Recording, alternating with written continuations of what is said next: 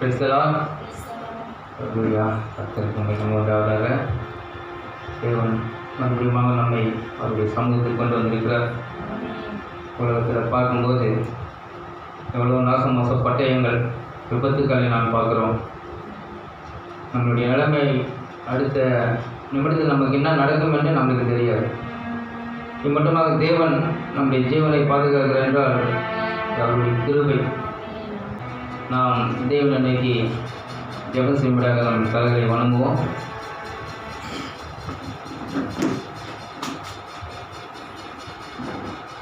ஹல்லேலூயா. கர்த்தாவே ஸ்தோத்திரம் ஆண்டவரே, நேற்றும் இன்றும் எங்கும் மாறாத எங்கள் அன்பின் தகப்பனே, முன்னோடு துதிக்கிறோம். கர்த்தாவே ஆண்டவரே, மட்டுமாக உடைய சமூகத்துக்கு கொண்டு வந்து தேவைக்காக நன்றி செலுத்துகிறோம். இது ஆண்டவரே, நம்முடைய பிள்ளைகளாக நாங்கள் வந்து நிற்கிறோம். ஆண்டவரே, இது ஆண்டவரே, நாங்கள் என்ன பெற்றுக்கொள்ள வேண்டுமோ அதை எங்களுக்கு பெற்றுத்தாருங்க. ஆண்டவரே, உடைய வார்த்தையினாலே எங்களை கழிவு எங்களை சுத்தம் செய்யும். எங்களிடத்தில் தவறான காரியங்கள் இருந்தால் அதை நீக்கப்படும். ஆண்டவரே, உமக்கு பிரியமான காரியங்கள் எவைகளோ அதை எங்கள் உள்ளத்திலே தங்க முடியாத கிருபை செய்யும். ஆண்டவரே, ஆவியின் கனிகள் எங்களிடத்தில் கிரியை செய்ய முடியாத கிருபை செய்யும். ஆமாண்டவரே, எல்லா பொல்லாத காரியங்களும் உங்களுக்கு விரோதமான காரியங்கள் எது இருந்தாலும் அது எல்லாவற்றையும் நீக்கப்பட வேண்டும் ஜெபிக்கிறோம். ஆண்டவரே, இறக்கம் பாராட்டும். ஆண்டவரே, எனக்கு எவ்வளோ உதவிகள் செய்து நன்மைகள் செய்து இதாண்டவரே சுகபலம் தந்து இது மட்டுமாக ஆண்டவரே எங்களை வழிநடத்தி வருகிற தேவைக்காக நன்றி சொல்லுகிறோம். இது ஆண்டவரே, இந்த ஆராதனையில் யாரெல்லாம் பங்கு பெற வேண்டும் என்று சித்த வைத்திருக்கிறீர்களோ அந்த சகோதர சகோதரிகளை கொண்டு வந்து இப்படி நாமத்தை மெதுமைப்படுத்தும். இது ஆண்டவரே, கர்த்தாவே இந்த ஆராதனை ஆசீர்வதித்து தாரும். ஆண்டவரே, இந்த ஆராதனை நடைபெறுகிற ஒவ்வொரு காரியங்களும் நாமத்தில் மேம்பிக்கின்ற முடியாது கிருபை செய்யும். இது ஆண்டவரே, சபைக்கு விரோதமாக எழுதுகிற எல்லா பொல்லாத பிசாசன அந்த சக்திகளும் திறந்து போகட்டும். சபையில் இருக்கிற எல்லா அசுத்தாவிலும் தூக்கத்தாவிலும் நீக்கி போட்டு உற்சாக ஆவினால் நிரப்ப வேண்டுமா ஜெபிக்கிறோம். ஆண்டவரே, பசுத்தாவியாகிற ஒவ்வொரு பேரும் நெருங்கி அசைவிட வேண்டுமா ஜெபிக்கிறோம். இது ஆண்டவரே, பேசுகிற தாசனையும் பொருட்படுத்திக் கொள்ளும். வார்த்தையானது வல்லமையாக புறப்பட்டவர் உதவி செய்யும். வார்த்தை எங்கள் தலைக்கு மேல் செல்லாமல் எங்கள் ஆத்மாக சென்று இது ஆண்டவரே பலன் தர முடியாத கிருபை செய்ய வேண்டுமா ஜெபிக்கிறோம். ஆண்டவரே, வார்த்தையாக வித்துகள் நல்ல நிலையங்களில் விழுந்து இது ஆண்டவரே இதோ 20, 30, 100 ஆண்டவரே பலன் தர முடியாத கிருபை செய்ய வேண்டுமா ஜெபிக்கிறோம்.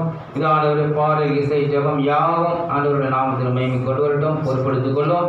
இந்த ஆராதனை ஆண்டவரே முடித்து நாங்கள் கடந்து செல்லும் போது இது ஆண்டவரே ஆசீர்வாதத்தை பெற்றுக்கொண்டவர்களை கடந்து செல்ல முடியாத கிருபை செய்யும். இதில் முற்றுமாய் தாழ்த்துகிறோம். கர்த்தராகிய இயேசு கிறிஸ்து நாமத்தினாலே வேண்டிக் கொள்கிறேன். ஆமென்.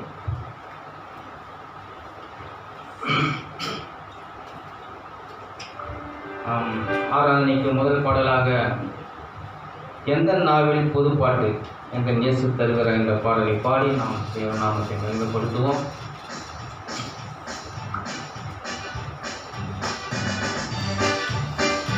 எந்த நாவில்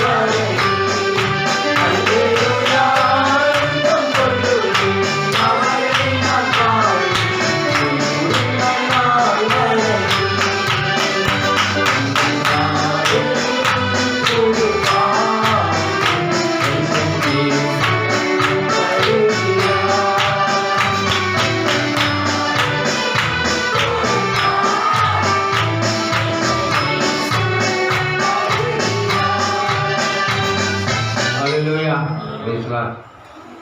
ஆனந்தமாக இருக்கிறீங்களா? வாழ்க்கையில் கஷ்டங்கள், நஷ்டங்கள், போராட்டங்கள் வரதான் செய்யும். அதை நாம் பொருட்படுத்தக்கூடாது.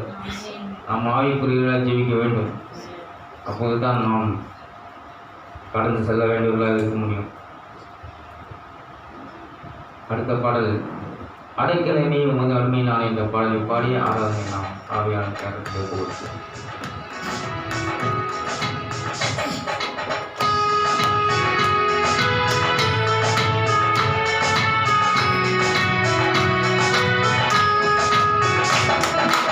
அடைக்கலமே உமது அருமையிலான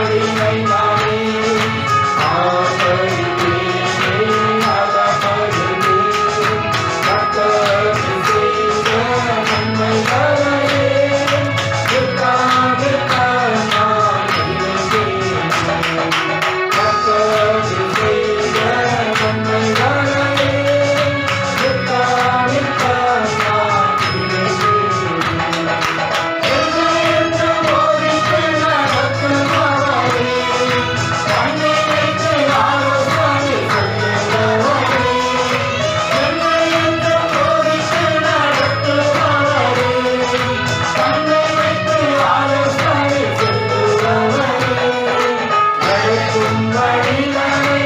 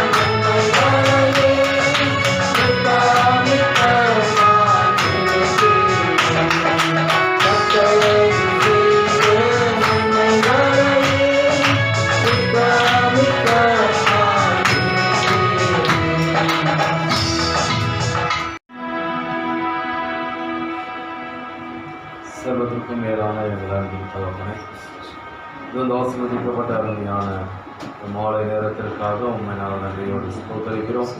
இந்த மாலை வேளையிலும் தாமரை உண்மை ஆராதிக்கும்படியாகவும் உண்மை தொழுது கொள்ளும்படியாகவும் ஆண்டவரே உங்களுடைய வார்த்தைகளை தியானிக்கும்படியாகவும் எங்கள் தேவனாய் கர்த்தர் மறுபடியும் எங்களுக்கு ஆண்டவர் அந்த தருணத்தை கொடுப்பதற்காக உண்மை நாங்கள் நன்றியோடு ஸ்தோத்தரிக்கிறோம் தகப்பனே.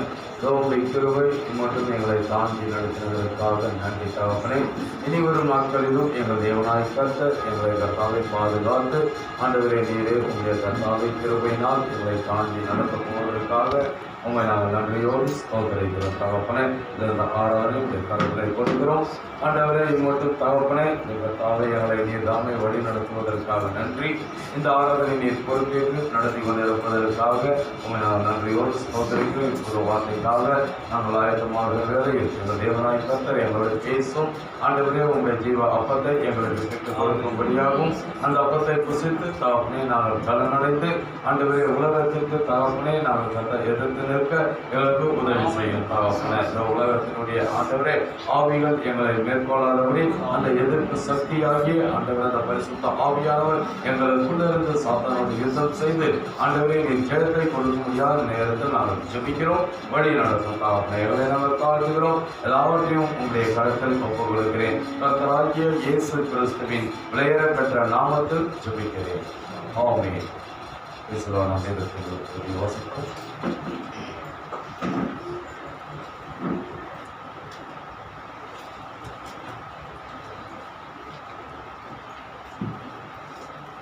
எபேசியர்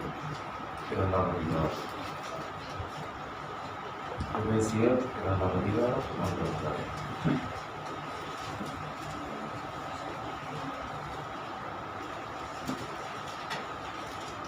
அக்கிரமங்களினாலும் பாவங்களினாலும் மரித்தவர்களாக இருந்த உங்களை உயிர்ப்பித்தார். ரோமர் 8ஆம் அதிகாரம் 11ஆவது வசனம். அன்றியும் இயேசுவை மரித்தோரிலிருந்து எழுப்பினவருடைய ஆவி உங்களில் வாசமாயிருந்தால் கிறிஸ்துவை மரித்தோரிலிருந்து எழுப்பினவர் உங்களில் வாசமாயிருக்கிற தம்முடைய ஆவியினாலே சாவுக்கேதுமான உங்கள் சரீரங்களையும் உயிர்ப்பிப்பார். ஆவியின் ஆசிரியப்பாராக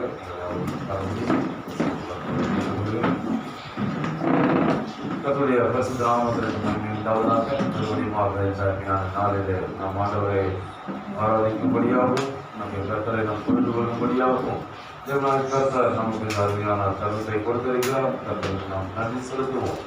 கர்த்தரை ஆராதிப்பதே நாம் எல்லாரும் மேலும் விடுத்த ஒரு கடமையாக இருக்கிறது. அதற்கென்றே கர்த்தர் நம்மை உண்டாக்கினார்.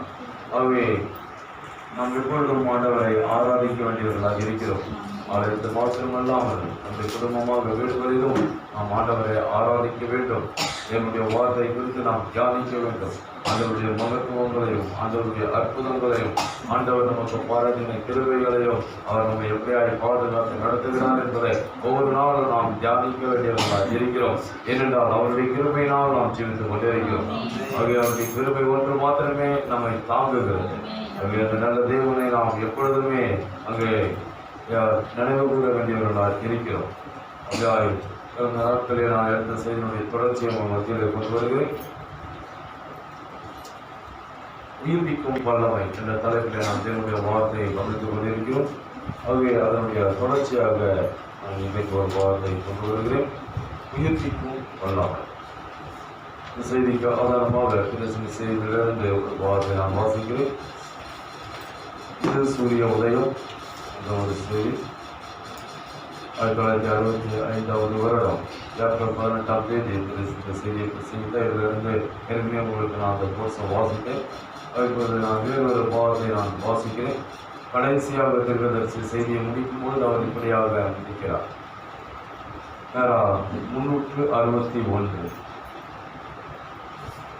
உங்களுக்குள் உயிர்ப்பிக்கும் வல்லமை கிரியை செய்வதை உங்களுடைய அவ்விசுவாசம் மாத்திரமே தடை செய்ய முடியும். அவை ஒரு சகோதரன் ஒரு சகோதரிக்குள்ளே உயிர்ப்பிக்கும் வல்லமை அது கிரியை செய்வதை தடை செய்வது எதுவென்றால் அவ்விசுவாசம். இந்த அவ்விசுவாசம் நம்ம இடத்துல இருக்கும் என்றால் உயிர்ப்பிக்கும் வல்லமை நம்ம இடத்துல கிரியை செய்யாது. பரிசுத்த ஆவியானவர் நம்ம இடத்தில் வரமாட்டார். அவங்க பரிசுத்த ஆவியானவர் நம்மிடத்தில் வர வேண்டும் என்றால், பரிசுத்த ஆவியானவர் நம்முடைய வாழ்க்கையில கிரியை செய்ய வேண்டும் என்றால் அங்கே விசுவாசம் இருக்க வேண்டும். ஆகவே அவிசுவாசம் இருந்தால் அங்கே ஆவியானவர் நிச்சயமாக வரமாட்டார், கிரியை செய்ய மாட்டார்.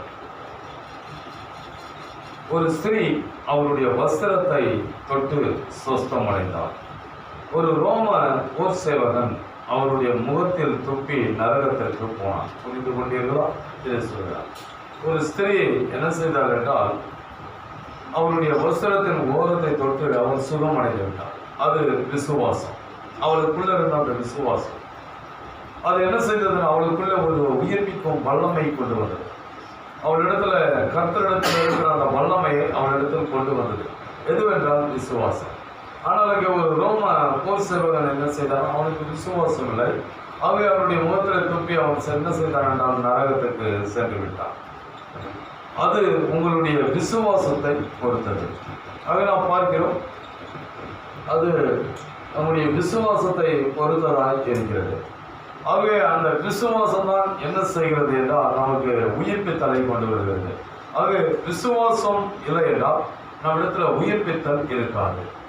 ஆகவே தேவனுடைய வார்த்தை, அந்த வார்த்தையினுடைய அப்படியே நாம் விசுவாசிக்க வேண்டும். அதற்கு எந்த விதமான ஒரு சாக்கு போக்கோ, எந்த விதமான கருத்தோ, எந்த விதமான அங்கே காரியங்களையோ நாம் கொண்டு வரக்கூடாது. நம்முடைய குடும்ப காரியங்களையோ, நம்மளுடைய சரீரத்தின் காரியங்களையோ, நம்மளுடைய சூழ்நிலைகளையோ நாம் கொண்டு வரக்கூடாது. கர்த்தருடைய வார்த்தைக்கு அங்கே முதன்மை ஸ்தானம் கொடுப்போம் என்றால் அதை நாம் அங்கே நம்முடைய ஜீவனை காட்டிலும் அதிகமாக கனப்படுத்துவோம் என்றால் அங்கே உயிர்ப்பித்தல், அந்த பரிசுத்த ஆவியானவர், அந்த தேவனுடைய வல்லமை நமக்குள்ளே வந்து விடுவார். ஆனால் நாம் வேறு ஏதாகிலும் ஒரு சிந்தனையோடு வார்த்தை அனுபவம் என்றால் அங்கே உயிர்ப்பித்தல் வராது, ஆண்டவர் அங்கே கிரியை செய்ய முடியாது. ஆக இந்த அடிப்படையில் தான் தேவனாய் கர்த்தர் என்ன செய்கிறார் என்றால் அங்கே நம்முடைய வாழ்க்கையில அற்புதம் செய்கிறார், அதிசயம் செய்கிறார், ஆசீர்வதிக்கிறார், சமாதானத்தை கொடுக்கிறார், சந்தோஷத்தை கொடுக்கிறார், நம்மை ஒரு மிகப்பெரிய ஒரு சாட்சியாக உலகத்திலே நிறுத்துகிறார். எப்படி என்றால் அங்கே அந்த விசுவாசம். ஆகவே அந்த உயிர்ப்பித்தலை குறித்து நான் கடந்த நாட்களில் உங்களுக்கு அனைத்து காரியங்களை கொண்டு வந்து அங்கே தாவீது அந்த உயிர்ப்பித்தலை பெறுவதற்கு முன்பாக அவன் ஒரு நல்ல ஒரு கிறிஸ்தவனாக இருந்தான், நல்ல ஒரு அங்கே தேவ மனிதனாக இருந்தான். அவன் நல்லவனாக இருந்தான். அவன் அங்கே நல்ல ஒரு குடும்பத்தில் பிறந்தவனாக இருந்தான், நல்ல ஒரு கோத்திரத்தில் அவன் பிறந்தவனாக இருந்தான், நல்ல ஒரு வளர்ப்பிலே அவன் வளர்க்கப்பட்டான், நல்ல ஒரு சுபாவங்களை உடையவனாக இருந்தான். அவன் கர்த்தரை நேசிக்கிறவனாக இருந்தான், அவன் அந்த தேசத்தை நேசிக்கிறவனாக இருந்தான், அவன் நியாயப்பிரமாணங்களிலே அவன் மிக பக்தி வைராக்கியம் உள்ளவனாக இருந்தான். ஆகவே அவனுடைய வாழ்க்கையில எல்லாமே சரியாக இருந்தது. ஆனால் அவன் இவைகளை எல்லாம் பெற்றிருந்தும் அவன் யார் என்பதை அவன் அறியாமல் இருந்தான். ஏனென்றால் அவனுக்குள்ள அந்த உயிர்ப்பித்தல் இல்லை, அவனுக்குள்ள அந்த அபிஷேகம் வரவில்லை. ஆகவே அவன் அங்கே எல்லா காரியங்களையும் சரியாக இருந்தான். ஆனால் பரிசுத்த ஆவியினுடைய அபிஷேகத்தை அவன் பெறாததனால் அவன் யார் என்று தெரியவில்லை. ஆனால் அங்கே சாமுவேல் தீர்க்கதரிசி அந்த அபிஷேக தைலத்தை அவன் மேல் ஊற்றின பொழுது அவன் யார் என்பதை அறிந்து கொண்டான். நான் இஸ்ரவேலின் ராஜா. ஆகவே அப்பொழுதுதான் அவன் அங்கே ஐயாங்கே அவனுடைய ஆத்மா உயிர்ப்பிக்கப்படுது. அதிலிருந்து தான் அவன் அங்கே ஐயாங்கே நான் ஒரு இஸ்ரவேலின் ராஜா, நான் அங்கே இஸ்ரவேலை ஆள பிறந்தவன், ஆகவே நான் எதற்காக இந்த பூமிக்கு வந்திருக்கிறேன் என்பதை அவன் அங்கே அறிந்து கொண்டான். அதே போலதான் அருமையான சகோதரனே சகோதரி, அந்த பரிசுத்த ஆவியை பெற்றால் தான் ஆகவே நாம் செய்தியை அறிந்திருக்கலாம், வேதத்தை அறிந்திருக்கலாம், ஆகவே உலக காரியங்களை அறிந்திருக்கலாம், நாம் ஒரு நல்ல ஒரு குடும்பத்தில் பிறந்திருக்கலாம், நல்ல ஒரு ஐயாங்க வளர்ப்பில் வளர்க்கப்பட்டிருக்கலாம், நல்ல ஒரு சுபாவங்களை உடையவர்களாக நாம் இருக்கலாம். ஆனால் அது இருந்தால் போதாது, அங்கே அபிஷேகம் தேவையாக இருக்கிறது. ஆக அந்த பரிசுத்த ஆவியினுடைய அபிஷேகம் இருந்தால் மாத்திரமே நாம் யார் என்பதை நாம் அடையாளம் கற்றுக்கொள்ள முடியும். நான் எதற்காக இந்த பூமிக்கு வந்திருக்கிறேன், ஆக என்னை தேவன் எதற்காக இங்கே வைத்திருக்கிறார், ஆக இப்போது நான் அங்கே என்ன செய்ய வேண்டும் என்பதை குறித்து நாம் அறிந்து கொள்வோம். ஆக அதற்கு அபிஷேகம் தேவையாக இருக்கிறது. இப்போது அந்த தாவீது அபிஷேகத்தை பெற்ற பொழுது அவன் யார் என்பதை அவன் அறிந்து கொண்டான். அடுத்ததாக ஒரு சிறிய காரியத்தை நான் கொண்டு வருகிறேன். எப்படி அந்த உயிர்ப்பித்தலை அவர்கள் பெற்றார்கள் என்றால், இப்போ அந்த தாவீது எப்படி அந்த உயிர்ப்பித்தலை பெற்றான் என்பதை குறித்து நான் கடந்த வாரம் அங்கே செய்தியை கொண்டு வந்தேன். ஆகவே அவன் அங்கே சாமுவேல் அழைத்ததும் உடனே அவன் என்ன செய்தான்? செய்தான் என்றால் கீழ்ப்படிந்து அந்த சாமுவேல் இடத்திலே வந்தான். அவனுக்கு அழைப்பு வந்ததும் உடனே கீழ்ப்படிந்தான். அவனுக்கு தீர்க்கதரிசனுடைய வார்த்தை வந்ததும் உடனே அவன் கீழ்ப்படிந்தான். அவன் காலதாமதமே செய்யவில்லை. ஆகவே அங்கே அவன் மேல் அந்த அபிஷேக தைலத்தை அவன் ஊற்றி நீ இஸ்ரவேலின் ராஜா என்றதும் உடனே அவன் அதை ஏற்றுக்கொண்டான். ஆகவே நான் ஒரு சிறிய உருவம் படைத்தவன், ஆகவே நான் எந்த தகுதியும் கிடையாது, எனக்கு யுத்தம் செய்து பழக்கம் கிடையாது, நான் ஒரு உயர்ந்த மனிதன் கிடையாது, பரந்த மார்பத்தை உடையவன் கிடையாது, நான் சிங்காசனத்தில் உட்காருவதற்கு எனக்கு எந்த தகுதியும் இல்லை. ஆகவே உண்மையாகவே அவனுக்கு எந்த தகுதியும் இல்லை. அவனுடைய அந்த பாடி ஃபிட்னஸ் படி பார்த்தீங்கன்னா அவனுக்கு எந்த தகுதியுமே கிடையாது. அவன் அங்க சிங்காசனத்தை உட்காருவதற்குரிய உடலமைப்பு அவனுக்கு கிடையாது. ஆனால் நாம் பார்க்கிறோம் நான் இஸ்ரவேலின் ராஜா என்று அவன் விசுவாசித்தான். எப்படி என்றால் அவன் அந்த கீழ்ப்படிதல் வார்த்தைக்கு கீழ்ப்படினான். ஏனென்றால் தேவனுடைய வார்த்தை சொன்னால் நிறைவேறிய தீரும். ஆகவே கர்த்தர் உரைப்பதாவது நிச்சயமா நிறைவேறும். ஆகவே அது அங்கே சாதகமா இல்லை என்றாலும் அதை ஏற்றுக்கொள்ளக்கூடியதாக இல்லை என்றாலும் அந்த தாவீது என்ன செய்தான் என்றால் அதை விசுவாசித்தான். ஆகவே அவன் அதை விசுவாசித்தபடியால் அங்கே அவன் மேல் அந்த உயிர்ப்பிக்கும் வல்லமை கிரிய செய்தது. ஆகவே இப்போது அதே அடிப்படையில தான் ஆகவே தேவனுடைய வார்த்தை நாம் கேட்கிறோம். அது நம்முடைய வாழ்க்கைக்கு ஒத்து போவதாக இருக்கலாம் அல்லது ஒத்து போகாமலும் இருக்கலாம். அது ஏற்றுக்கொள்ளக்கூடியதாகவும் இருக்கலாம் அல்லது ஏற்றுக்கொள்ளக்கூடாததாகவும் இருக்கலாம். அதை நம்பக்கூடியதாகவும் இருக்கலாம், நம்பக்கூடாததாகவும் இருக்கலாம். அது அங்கே முற்றிலுமாக நமக்கு முரண்பாடாக இருக்கலாம். ஆனால் நாம் அதை ஏற்றுக்கொள்வோம் என்றால் அது எவ்வளவு முரண்பாடாக இருந்தாலும் அது சாதகமாக இல்லாமலே இருந்தாலும் நாம் அந்த வார்த்தை கனப்படுத்துவோம் என்றால் அந்த உயிர்ப்பிக்கும் வல்லமை நம் மேல் வரும். ஆகவே தாவீது எப்படி உயிர்ப்பிக்கும் வல்லமையை பெற்றானோ அந்த அடிப்படையில் தான் நாம் பெற முடியும். ஆகவே அங்கே தேவனுக்கு நாம் அந்த வார்த்தைக்கு அவ்வளவு முக்கியத்துவம் கொடுப்போம் என்றால் கனப்படுத்துவோம் என்றால் உயிர்ப்பிக்கும் வல்லமை நம்மிடத்தில் வரும். அந்த காரியத்தை நாம் கடந்த நாட்களில் கவனித்தோம். இப்போது இன்னும் ஒரு காரியத்தை மாத்திரம் நான் மத்தியில் கொண்டு வருகிறேன். யோசுவா 2ஆம் அதிகாரம் 17ஆவது வசனம். யோசுவா 2ஆம் அதிகாரம் 17ஆவது வசனம்.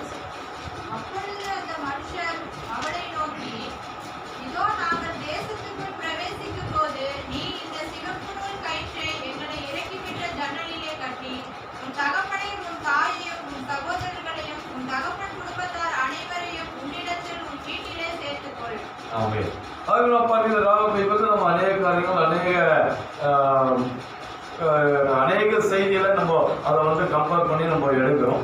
இன்னைக்கு கொஞ்சம் வித்தியாசமான கோணத்தை சொல்லுகிறார். அவ இங்க பார்க்கிற இந்த ராகாப் என்ன செய்யப்பட்டாள் என்றால் அவள் அங்கே உயிர்ப்பிக்கப்பட்டாள். அவள் ஒரு செத்த சரீரத்தை உடையவள். அவள் பார்த்தீங்கன்னா ஒரு கெட்டு போன ஒரு சரீரம் அவள் பார்த்தீங்கன்னா நிராகரிக்கப்பட்ட ஒரு சரீரம் அவள். ஆகவே அவளுக்குள்ளே அசுத்த ஆவிதான் இருந்தது. ஆனால் அங்கே நாம் பார்க்கிறோம் அங்கே அந்த அசுத்தாவி அவளை விட்டு நீங்கி அவள் உயிர்ப்பிக்கும் வல்லமையால் அங்கே நிரப்பப்பட்டாள். அவள் பார்த்தீங்கன்னா அங்கே சரியான ஒரு வழிக்குள்ளே வந்தாள்.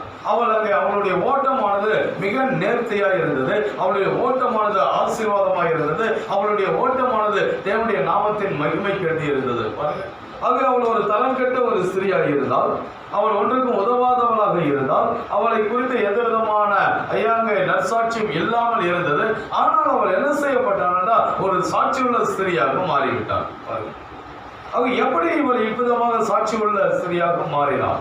ஆக அவள் என்ன செய்தாள் என்றால் அவள் வீட்டுக்கு அனுப்பப்பட்ட அந்த வேவுக்காரர்களை அவள் என்ன செய்தாள் என்றால் ஏற்றுக்கொண்டாள். அங்கே நாம் பார்க்கிறோம் அவள் என்ன செய்தாள் என்றால் அவளிடத்தில் வந்த அந்த வேவுக்காரர்களை அவள் கனப்படுத்தினாள். அவளிடத்தில் வந்த அந்த செய்தியை அவள் கனப்படுத்தினாள். அது உயிர்ப்பிக்கும் வல்லமை எப்படி வருகிறது என்றால் ஒரே ஒரு வழியில் தான் வருது, வார்த்தையை கனப்படுத்துகிற வழியில். ஆகவே நம்மிடத்தில் வருகிற அந்த வார்த்தையை நாம் கனப்படுத்தினால் மாத்திரமே உயிர்ப்பிக்கும் வல்லமை நம்மிடத்தில் வரும். நம்மிடத்தில் வருகிற வார்த்தையை நாம் கனப்படுத்தவில்லை என்றால் வேற எந்த வழியிலுமே பரிசுத்தாவியானவர் நம்மளை அணுக மாட்டார், நமக்குள்ள வர மாட்டார், நம்முடைய வாழ்க்கையில இடைபெற மாட்டார். இதுதான் செய்தி, இதுதான் பைபிள், இதுதான் சத்தியம். ஆமாங்க, பரிசுத்த ஆவியானவர் அந்த உயிர்ப்பிக்கும் வல்லமை நமக்குள்ளே வர வேண்டும் என்றால், நம்முடைய குடும்பத்துக்குள்ளே வர வேண்டும் என்றால், நம்முடைய ஜீவியத்துக்குள்ளே வர வேண்டும் என்றால் ஒரே ஒரு வழிதான்.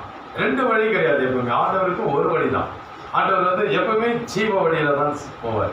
ஆண்டவர் ஆசீர்வாதத்தின் வழியில தான் போவார். ஆண்டவருக்கு ஒரே ஒரு வழிதான் இருக்கிறது, அது நேர் வழி. அது பரலோகத்துக்கு போகிற வழி. அந்த வழி என்னவென்றால் வார்த்தையை ஏற்றுக்கொள்வதன் மூலம், வார்த்தையை கனப்படுத்துவதன் மூலம் தான் அவர் நம்மோடு இடைபடுகிறார். அவர் நமக்குள்ளே வருகிறார், நம்மை உயிர்ப்பிக்கிறார், நம்மை ஆசீர்வதிக்கிறார். மற்ற எந்த வழியிலுமே ஆண்டவர் நம்மளோடு இடைபட முடியாது. அமர்மையான சகோதரி சகோதரி, அதை நாம் பார்க்கிறோம். வார்த்தையை நாம் அங்கே ஏற்றுக்கொள்ள வேண்டும், கனப்படுத்த வேண்டும். இப்போ இந்த ராகாப் என்ன செய்தார்? இவள் எவ்வளவு மோசமான ஒரு ஸ்திரீ, ஆனால் ஆண்டவருக்கு அது ஒரு பொருட்டே கிடையாது. நீ எவ்வளவு மோசமா இருந்தாலும் சரி, நீ எவ்வளவு கீழ்த்தரமா இருந்தாலும் சரி, நீ ஒன்றுக்கும் உதவாதவர்களாக இருந்தாலும் சரி, உலகத்தால் தள்ளப்பட்டவர்களாக இருந்தாலும் சரி, அங்கே நிராகரிக்கப்பட்டவர்களாக இருந்தாலும் சரி, உன்னுடைய கணவன் உன்னை நிராகரித்தாலோ, உன்னுடைய மனைவி உன்னை நிராகரித்தாலோ, உன்னுடைய பிள்ளைகள் உன்னை நிராகரித்தாலோ, உன்னுடைய பெற்றோர் உன்னை நிராகரித்தாலோ, ஐயா, அதை குறித்து தேவனுக்கு கவலை கிடையாது. அதை குறித்து ஆண்டவர் ஒரு பொருட்டா எடுப்பதே இல்லை. ஆண்டவர் எதை பார்க்கிறார்டா? என்னுடைய வார்த்தையை கனப்படுத்துகிறாயா? அதுதான் ஆண்டவர். வார்த்தையை கனப்படுத்தினா அவர்களை ஆண்டவர் மேன்மையான ஸ்தானத்தில் வச்சிருக்கார். ஆண்டவர் அவர்களை குறித்து ஒரு சாட்சியை கொண்டு வந்துடுவார். ஆண்டவர் அவர்களை ஐயா உயர்த்தி விடுகிறார். அந்த வழியில மட்டும்தான் தேவன் இடைப்படுவார். ஆகவே அங்கே நாம் தேவனுடைய வார்த்தைக்கு எவ்வளவு கனத்தை கொடுக்க வேண்டும் என்று கொஞ்சம் சிந்திச்சு பாருங்க. ஆக தாவீது அந்த வார்த்தைக்கு அவ்வளவு கனத்தை கொடுத்தான். ஆமா, ஏனென்றால் கர்த்தர் உரைப்பதாவது, இதுக்கு மேல ஒரு வார்த்தை கிடையாது. ஆமா, இதுக்கு மேல எந்த ராஜா சொன்னாலும் சரி, இதுக்கு மேல எந்த ஆசாரியர் சொன்னாலும் சரி, அதை குறித்து அவனுக்கு கவலை கிடையாது. தேவனால் அபிஷேகம் செய்யப்பட்ட அந்த தீர்க்கதரிசி கர்த்தர் உரைப்பதாவது சொல்லிவிட்டது. ஆகவே நான் இஸ்ரவேலின் ராஜா, அவ்வளவுதான் அவனுக்கு. அதோட அவனுக்கு எல்லாமே முடிஞ்சு போச்சு. நான் தாப்பா ராஜா, சவுலுக்கு அப்புறம் நான் தாப்பா சிங்காசனத்தில் உட்காருவேன், நான் தாப்பா இஸ்ரவேலின் ராஜா. அந்த ஒரு நிலைக்குள்ள அவன் வந்துட்டான். ஏனென்றால் அது அபிஷேகம். அதே போல இப்போது இந்த ராணா பேசி என்ன செய்தால்டா, அவனுடைய ஐயாங்க வாழ்க்கையில அவள் அங்க ரொம்ப பின்தங்கிய நிலையில இருந்தாலும், ஆனால் அவள் அந்த வேவுக்காரரை கனப்படுத்தின பொழுது ஐயாங்க அவள் உயிர்ப்பிக்கப்பட்டு விட்டாள். ஆமா, அவளை பாதுகாக்க அங்கு ஒரு சிவப்பு நூல் கயிறு கொடுக்கப்பட்டிருக்கிறது. அவளுடைய வீடு அலங்கத்தில் இருந்தது, எல்லாருக்குமே உங்களுக்கு தெரியும். இந்த ஸ்திரீக்கு ரட்சிக்கப்படுதல் என்றால் என்னவென்று தெரியாது. ரட்சிப்பு குறித்து ஒன்றுக்கு தெரியாது. அவள் என்னவென்றால், அவள் எரியோவில் அங்கே ஒரு சபிக்கப்பட்ட ஒரு பட்டினத்தில் ஒரு விக்கிரக தேசத்தில் அவள் அடைக்கப்பட்டிருந்தான். அவள் அந்த எரியோவிலே இருந்தான். அவள் ஒரு பாவிகளின் மத்தியிலே அவள் ஜீவித்துக் கொண்டிருந்தாள். இப்போ அந்த பட்டணத்துக்கு நியாய தீர்ப்பு வந்து கொண்டிருக்கிறது. இப்போ இஸ்ரவேல் ஜனங்கள் எகிப்தை விட்டு அவர்கள் புறப்பட்டு வரும் பொழுது, இப்போ அவர்களோடு கூட அங்கே தேவன் வந்து கொண்டிருக்கிறாரு. கர்த்தருடைய பிரசன்னம் அவர்களை நடத்தி கொண்டிருக்கிறது. இப்போ அவர்களை கனப்படுத்துகிறவர்களுக்கு கிருபை கொடுக்கப்படுகிறது, அவர்களை கனவீனப்படுத்துகிறவர்களுக்கு நியாய தீர்ப்பு கொடுக்கப்படுகிறது. இப்போ அப்படியே தான் அங்கே இஸ்ரவேல் ஜனங்கள் வந்து கொண்டிருக்கிறார்கள். இப்போ நாம் பார்க்கிறோம், அவர்கள் அந்த எரிகோவை வரும்பொழுது, எரிகோவுக்கு வரும்போது அவர்கள் கதவை அடைத்து விட்டார்கள். ஆகவே அங்கே கர்த்தருடைய பிரசன்னம் வந்து கொண்டிருக்கிறது, கர்த்தருடைய வார்த்தை வந்து கொண்டிருக்கிறது, கர்த்தருடைய ஜனங்கள் வந்து கொண்டிருக்கிறார்கள். இப்போது அவர்கள் என்ன செய்தனர்? கதவை அடைத்தார்கள். அவர்கள் கதவை அடைத்த பொழுது அவர்களுக்கு நியாய தீர்ப்பு வந்து விட்டது. எப்போதும் ஆண்டவருடைய வார்த்தைக்கு நாம் கதவை அடைக்கக்கூடாது. ஆண்டவருடைய வார்த்தைக்கு நாம் நம்முடைய இருதயத்தை திறந்து கொடுக்க வேண்டும், நம்முடைய வீட்டை நாம் திறந்து கொடுக்க வேண்டும். ஆகவே நம்முடைய வாழ்க்கையை நாம் திறந்து கொடுக்க வேண்டும். அப்படியே நாம் ஆண்டவருடைய வார்த்தைக்கு நம்மை திறந்து கொடுப்போம் என்றால் கர்த்தர் அங்கே கிருபையை கொடுக்கிறார்.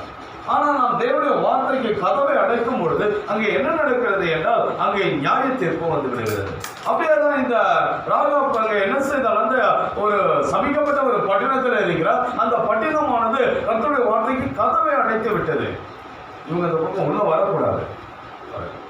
ஆனால் இந்த ராஜா பேசி என்ன செய்தார்கள்? அவள் கதவை திறந்து வைத்தார். ஆக இந்த தூதர்கள் அவளிடத்தில் வந்தபோது அவள் அவர்களை ஏற்றுக்கொண்டாள். அது மாத்திரமல்ல, அந்த தூதர்களை அவள் என்ன செய்தாலும் கனப்படுத்தினாள். ஆகவே அவர்களிடத்தில் வந்த அந்த தூதனை, அந்த செய்தியை அவர்கள் என்ன செய்தார்கள் என்றால் அவள் கனப்படுத்தினாள், ஏற்றுக்கொண்டாள். ஆகவே அதை விசுவாசித்தாள். உயிர்ப்பிக்கும் வல்லமை விசுவாசத்தின் அடிப்படையில் தான் கிரியை செய்கிறது. ஆக அந்த விசுவாசம் இல்லை என்றால் உயிர்ப்பிக்கும் வல்லமை கிரியை செய்யாது. இப்போ இந்த ராகாப் என்ன செய்தால் என்றால் அவளுக்கிட்ட அந்த விசுவாசம் இருந்தது. இந்த தேவன் தான் உண்மையான தெய்வம், இந்த ஜனங்கள் தான் உண்மையான தெய்வ ஜனங்கள். அவங்க இந்த உலகத்துல வேறு யாருமே தெய்வீகமான ஜனங்கள் கிடையாது.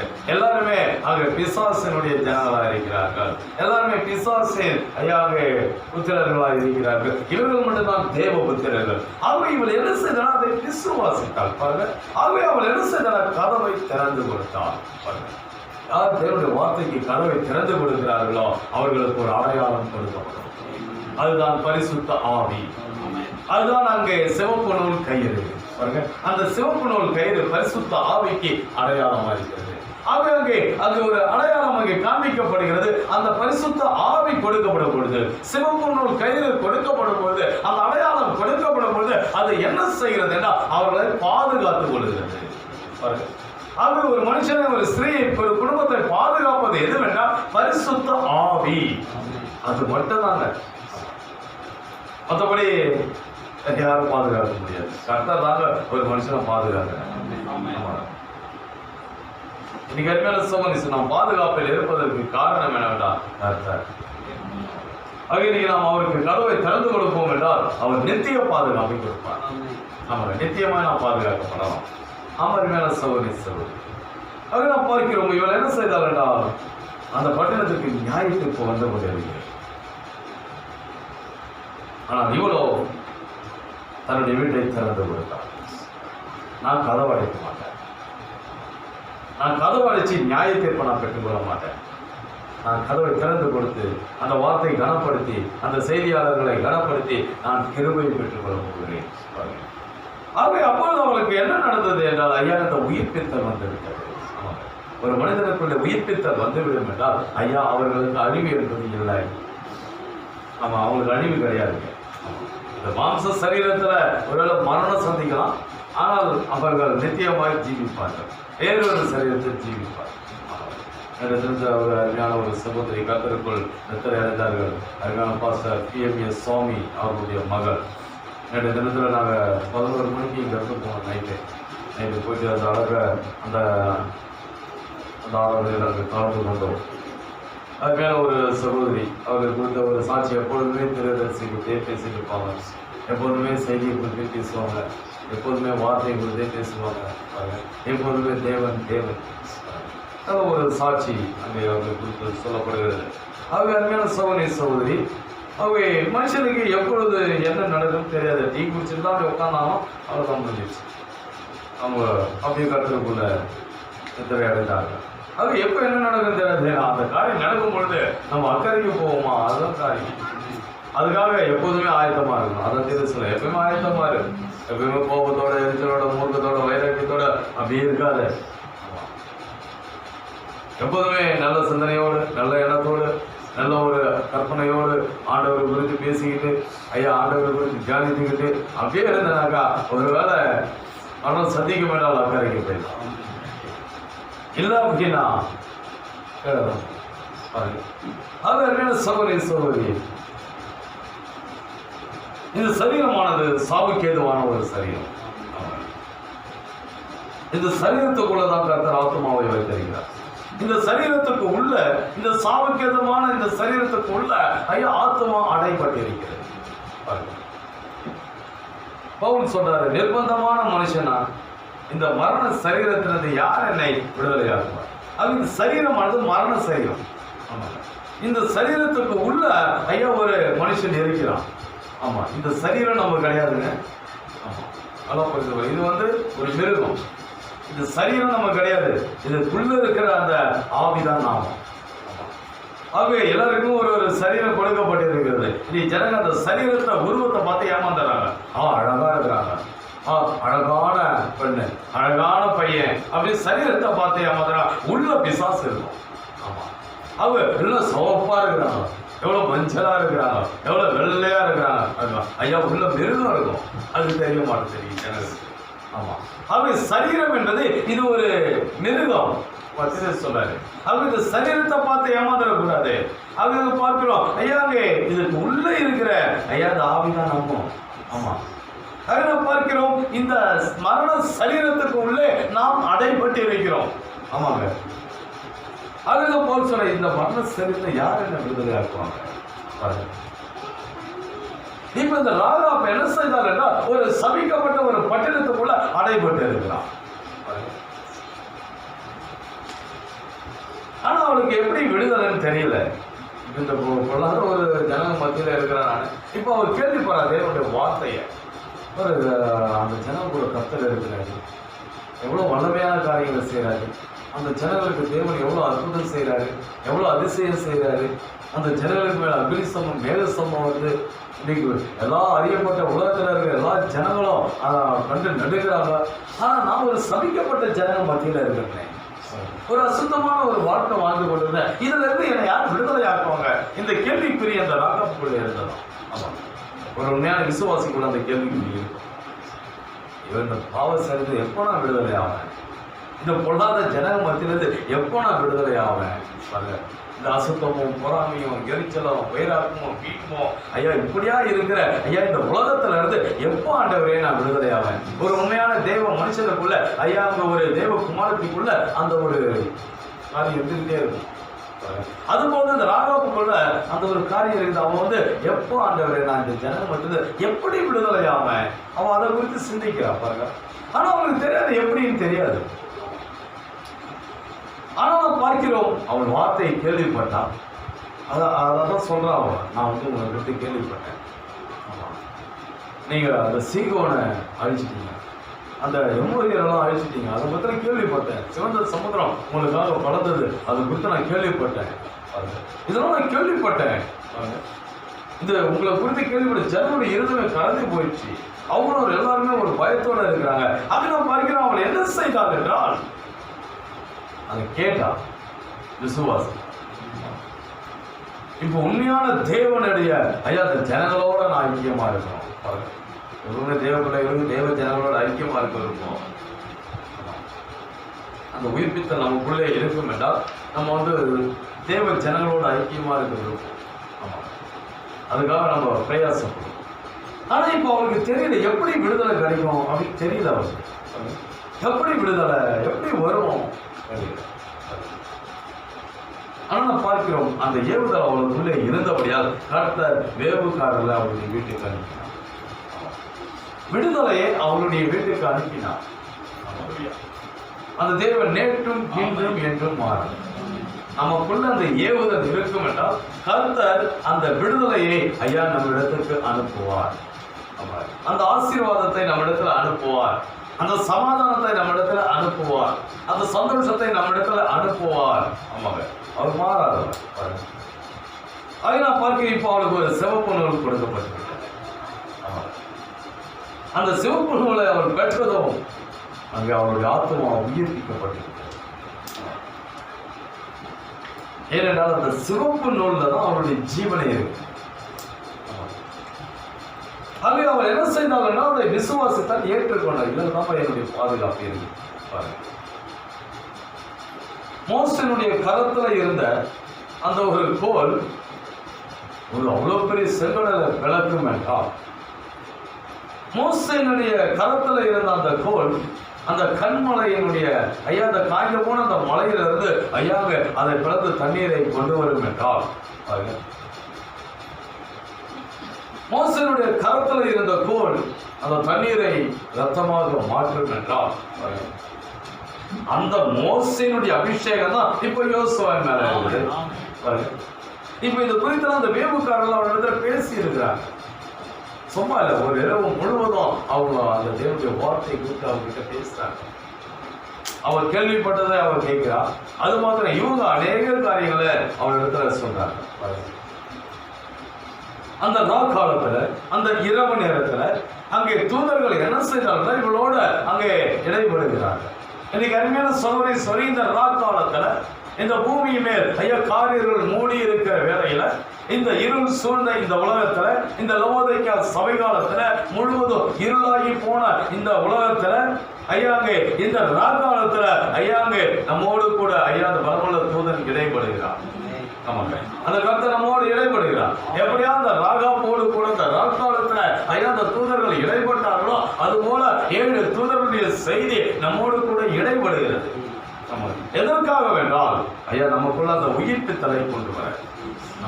அன்றைக்கு அந்த தூதருடைய செய்தி அவளுக்குள்ள ஒரு உயிர்ப்பித்தலை கொண்டு விட்டது. அவளுக்கு ஒரு திடமான நம்பிக்கையை கொடுத்து விட்டது.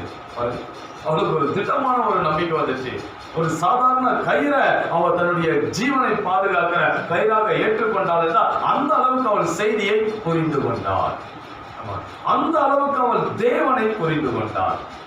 இன்னைக்கு அருமையான சோதனை ஒன்றும் இல்லாத ஒரு கயிறை அவள் தன்னுடைய ஜீவனை குடும்பத்தையே பாதுகாக்கிற ஒரு ஜீவனாக அவள் அதை அங்கு கருதினாள். எப்படி சாதாரணமா ஏற்றுக்கொள்ள முடியாது. ஆமாங்க, அத வாழ்க்கையில கிரியலை காட்டுறா. தன்னுடைய வீட்டை ஜன்னலை கட்டி தொங்க வச்சிருக்கிறான். தொங்க வச்சு பயபக்தியோட வீட்டை சாத்திக்கிட்டே உள்ள இருக்கிறான். பாருங்க, அளவு எழுதி விடப்போது தப்பிச்சேனா ஓடிடலாம் அப்படின்னு இல்லை. அப்போ அந்த அளவுக்கு அவள் என்ன செய்தாலும் கர்த்தருடைய வார்த்தையை விசுவாசித்தாள். அவ்வளவு வார்த்தையை கனப்படுத்தினாள். பாருங்க, ஆகவே அந்த வார்த்தை அவ்வளவு வல்லமை உள்ளது என்பதை அவள் அவ்வளவு நன்றாக புரிந்து கொண்டாள். அவள் இன்னைக்கு புரிந்து கொள்ளுதல் இல்லாததுனாலதான் ஜனங்க மனம் போல வாழ்ந்துருக்கு. ஆமா, அது மனசை விரும்புகிற மாதிரி என்ன நினைக்கிறதோ அதை செய்து. ஆமா, ஏன்னா புரிந்து கொள்ளுதல் கிடையாது. தேவனை குறித்து ஒரு புரிந்து கொள்ளுதல் கிடையாது. வேதத்தை குறித்து புரிந்து கொள்ளுதல் கிடையாது. செய்தியை குறித்து புரிந்து கொள்ளுதல் கிடையாது. பாருங்க, இது ஒரு அசுத்தமான ஒரு ஸ்திரீ, உலகத்தால் தள்ளப்பட்டவள், ஒரு வேஸ்டி. ஆனா அவளுக்கு எவ்வளவு பெரிய அண்டர்ஸ்டாண்டிங் பாருங்க. நீ சிறகத்தால ஒரு பெரிய மேன்மையானவளா நினைச்சுப்பாங்க. தன்னை பெரிய மனுஷனா நினைப்பாங்க. ஆமா, தன்னை பெரிய ஒரு அங்க எல்லா காரியங்களையும் அறிந்தவங்களா அவங்க நினைச்சுக்குவாங்க. ஆனா ஒரு சின்ன ஒரு அண்டர்ஸ்டாண்டிங் கூட ஜனங்களுக்கு இன்னைக்கு இல்லை. பாருங்க, ஆனா இந்த வேசியை பார்க்கும்போது இவளுக்கு சரியான ஒரு புரிந்து கொள்ளுதல். ஆமா, ஒரு கயிறை கட்டி விட்டு கதவை சத்து எல்லாரும் கூப்பிட்டு வீட்டை செஞ்சுட்டான். பாருங்க, எல்லாரும் பைத்தியகாரத்தனமா இருந்தவங்க நல்லாவே இந்த மாதிரி பண்றான். அதனால எல்லாரும் மதிச்சு வந்தாங்க. பாருங்க, அதுல பயபக்தியோட உள்ள உட்காந்தாங்க. எல்லாம் இடிஞ்சு விடுது, எல்லாமே தரம் மட்டமாகுது. ஆனா அவள் இருந்து அந்த மதர் சோறு மாத்திரம் நிற்குது. எவ்வளவு அற்புதம் பாருங்க, எவ்வளவு ஒரு அதிசயம் பாருங்க. அந்த தேவனாக இன்னைக்கு நம்ம மத்தியில் இருக்கு. அங்கே வார்த்தையை கனப்படுத்தினால் பாதுகாப்பு உண்டு, சமாதானம் உண்டு, சந்தோஷம் உண்டு, ஆசீர்வாதம் உண்டு. அவளால் ஒரு தேசமே உருவாகுது. பாருங்க, பெத்லகேமே உருவாகுது. பாருங்க, பெத்லகேம் என்பது ஐயா உலகத்திலேயே விசேஷித்த ஒரு பட்டினம். உலகத்திலேயே பெத்லகேம். பாருங்க, அந்த பெத்லகேமே இந்த ராகாப்பால உருவாகுது. எவ்வளவு பெரிய ஒரு ஆசீர்வாதம். வார்த்தையை கனப்படுத்தினா ஐயா கர்த்தர் நம்ம அந்த அளவுக்கு கனப்படுத்துறேன்.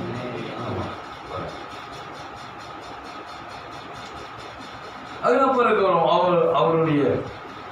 அவருக்கு அந்த வேவுக்காரர்கள் கொடுத்த அந்த அடையாளம் என்னையும் என்னுடைய குடும்பத்தையும் பாதுகாக்கும் என்ற ஒரு விசுவாசம் அவருடைய ஆத்மாவை உயிர்ப்பித்து விட்டது.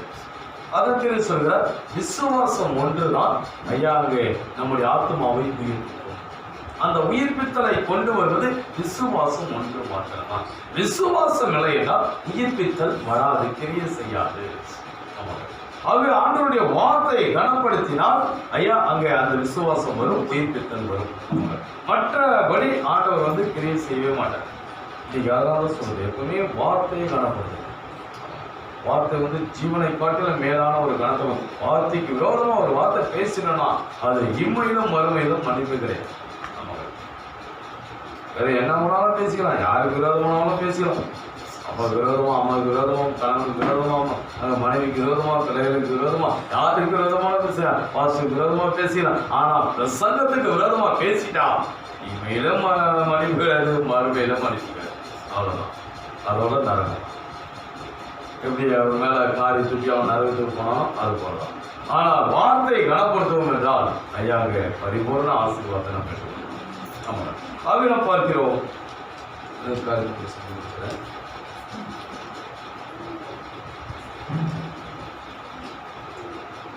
இந்த ஆத்மா உயிர்ப்பிக்கப்பட்டிருக்கும் என்றால் அங்கு ஒரு காரியம் நடக்குது. இப்போ தாவீதினுடைய ஆத்மா உயிர்ப்பிக்கப்பட்டது. அவன் யார் என்பதை அறிந்து கொண்டான். இப்ப இந்த ராகாபேசினுடைய ஆத்மா உயிர்ப்பிக்கப்பட்டது.